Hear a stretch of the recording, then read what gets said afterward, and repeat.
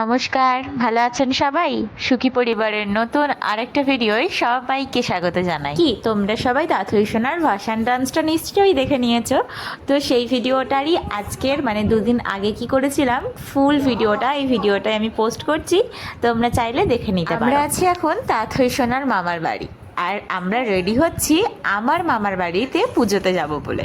প্রত্যেক বছর আমার মামার বাড়িতে তারামা পুজো হয়, আর আমরা যাই। আগের বছরে যেহেতু আমি ভিডিও করতাম না, সেজন্য তোমাদের আগের বছরের কিছু ভিডিওর গল্প তোমরা জানো না, তো জানিয়ে দিই। আগের বছরে যখন আমরা পুজো বাড়ি গেছিলাম, তাঁতই সোনা আমার একদম ছোট্টতেই কোলে ছিল। তো এই বছর তাঁতই সোনা হাঁটতে শিখে গেছে, তাই ওর সরস্বতী পুজোয় এই জামাটা তোমরা দেখেছো কিনা জানি না, এটা নতুন ছিল, তাই ভাবলাম পুজো বাড়ি, তাই জন্য ওকে পরাই এই জামাটা। আর যেহেতু একটু গরম পড়েছে আর হালকাও আছে, সেজন্য এই জামাটা বেস্ট হবে। বাচ্চাদের জামাগুলো এত সুন্দর সুন্দর হয় না, যে কি বলবো, যেন মনে হয় আমরাই পরে নিই। তো এই যে ওর জামাটা, এটা কিন্তু ওর ঢাকাই জামদানি কাপড় দিয়ে তৈরি। আর এই ঘাগরাটার একটা ছোট্ট কিউট ওড়না আছে, যেটা আমি এটাকে কি বলে আমি জানি না, ভুলে গেছি। তো সেটা দিয়ে আমি সেট করে দেবো। আর হয়েছে কি, আমার দাথুয়ের ওইটা ছোটও হয়ে গেছে। তো এবার আমিও রেডি হয়ে নিচ্ছি, দাথুইকে রেডি করে নিয়ে আজকে নিয়ে শাড়িটা পরেছি, আর যে ব্লাউজটা আমি ম্যাচিং করে পরেছি সেটা কিন্তু আমার আইব্রো বালাকার। তো ভাগ্য ভালো, আমার এই শাড়িটার সাথে ব্লাউজটা হয়েও গেল। সব খুললে বসে থাকবি ঘরেতে, বাই নিয়ে যাবো না। আমি পাশেটা করবো না, এই ঝুমকোটা ঝুমকোটা করে নেবো। মা আর মেয়েতে যখন একসঙ্গে কোথাও যাওয়ার কথা হয়, তখন আমি মায়ের কাছেই চলে আসাটা বেশি প্রেফার করি, কারণ এই দুষ্টু পুচকেকে নিয়ে রেডি হওয়াটা সত্যিই খুব মুশকিল। আমার দাথুই সোনা যখন ঘুমাচ্ছিল, তখন আমি মুখের মেকআপটা করে নিয়েছি। এবারও উঠে পড়তে ওকে রেডি করে আমি জাস্ট এবার গয়নাগাটি শাড়ি যা পরবো সেগুলোই আমি পরে রেডি হচ্ছিলাম। যেন কি মুশকিল ব্যাপার একটা।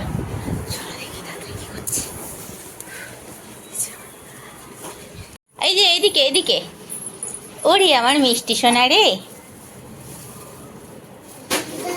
হ্যাঁ দিদা, মা এটা তোমার ব্যাগে ঢোকানো যাবে না? এইটা কত?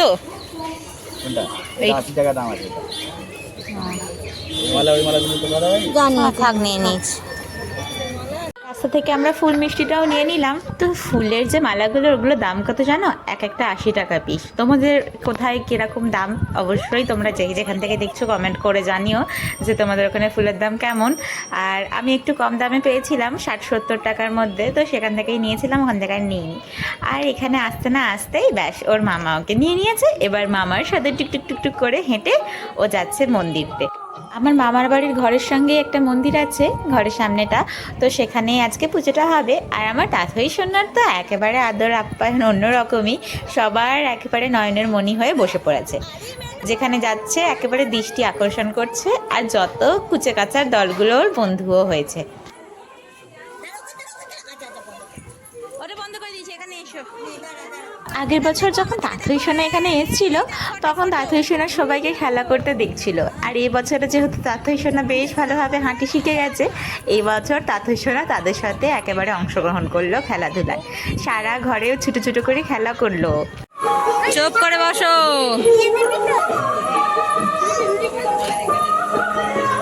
মা আসছে আসছে আসছে, বসো।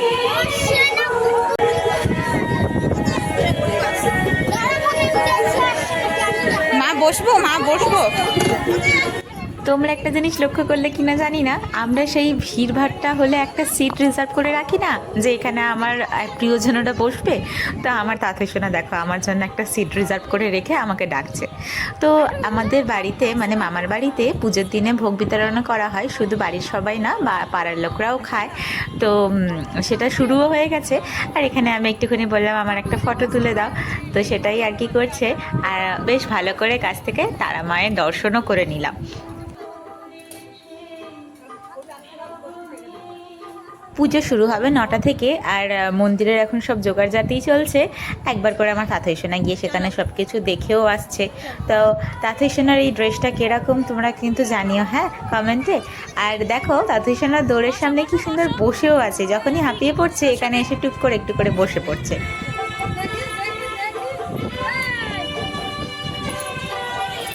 বাচ্চারা যেমন চটকা চটকি করলে খুব কেঁদে ওঠে না, আবার যা ভয়ঙ্কর গরম পড়েছিল, ভাগ্যের ব্যাপার যে আমার দাদুই সোনা ওই সবেতে কাঁদে না, সবার সাথে বেশ মিলেমিশে থাকতে পছন্দ করে। সব ঝামেলাটা আমার নেই, সেসব দিক থেকে আমি একটু বাছপা বলতে পারো। কিন্তু আজকে সারা রাত ধরেই পুজো হবে।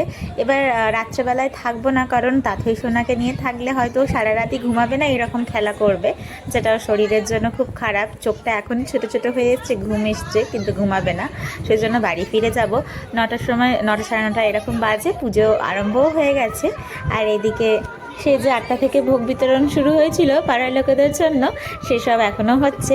আমাদের জন্য অবশ্যই ঘরের ভেতরে খাওয়ার একটা ব্যবস্থা আছে, সেখানে আমরা খাওয়া দাওয়া করে বাড়ি ফিরে যাব, আবার পরের দিন আসবো।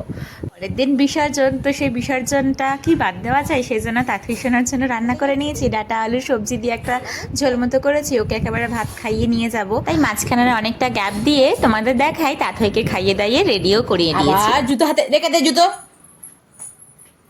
হ্যাঁ এসো, আয়না দেখে যাও।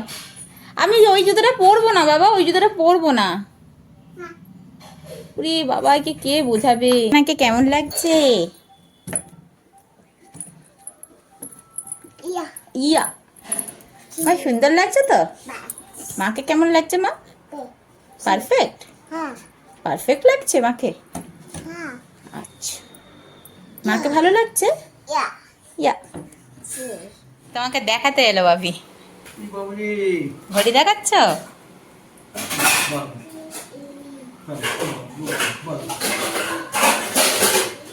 দেখেছো ঘড়ি পড়েছো, ঘড়ি পড়েছে দেখেছো? দাঁড়াও দেখি, দাঁড়াও দেখি, দেখি দেখি আমার মুখটা দেখি।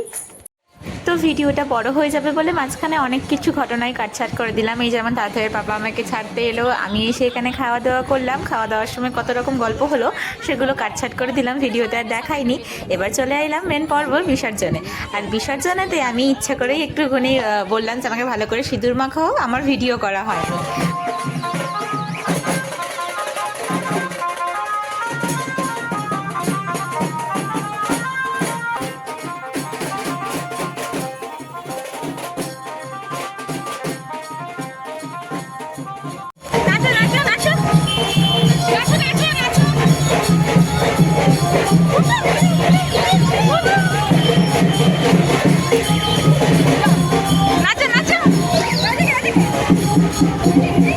গান বাজনা শুনে তাঁতুই সোনা যে আমার এত ড্যান্স করতে ভালোবাসে, সে কি আর থাকতে পারে?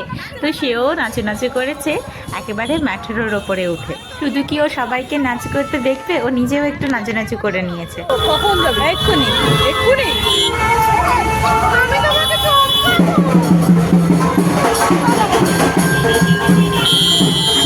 তো বেশ দুদিন আমার তাঁতুই সোনা খুব এনজয় করেছে, নতুন নতুন বন্ধু বান্ধবদের সাথেও খুব খেলা করেছে। আর সব থেকে স্পেশাল ছিল ওর বিসর্জন ডান্সটা দেখার মতো। তো চলো ভিডিওটা এইটুকুনি রাখছি, দেখা হচ্ছে নতুন আরেকটা ভিডিওয়। তোমাদের যদি আমাদের ভিডিও ভালো লাগে অবশ্যই আমার চ্যানেলটাকে সাবস্ক্রাইব করে রাখবে। আর অবশ্যই ভিডিওটা যদি ভালো লেগে থাকে একটা অবশ্যই লাইক করে দিও। আজকের মতো ভিডিওটা তাহলে এইটুকুনি। আর অবশ্যই কমেন্ট করে জানিও আমার মিষ্টি তাঁতুইকে তোমাদের কেমন লাগে। চলো টাটা।